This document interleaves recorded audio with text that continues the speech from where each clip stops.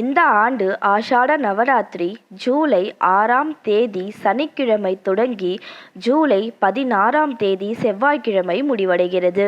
9 நாட்களும் விரதம் கடைபிடிக்க முடியாதவர்கள் வராகி அம்மனுக்கு சிறப்பான தினங்களாக கூறப்படுகின்ற பஞ்சமி மற்றும் அஷ்டமி தினங்களில் விரதம் மேற்கொள்ளலாம். இவ்வாறு செய்தால் முழு பலனையும் பெறலாம்.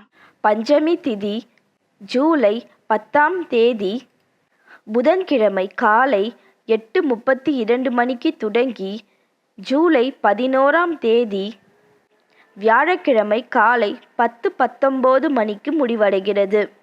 அஷ்டமி திதி ஜூலை 13ஆம் தேதி சனிக்கிழமை பிற்பகல் 2:14 மணிக்கு தொடங்கி ஜூலை 14ஆம் தேதி ஞாயிற்றுக்கிழமை மாலை 4:02 மணிக்கு முடிவடைகிறது.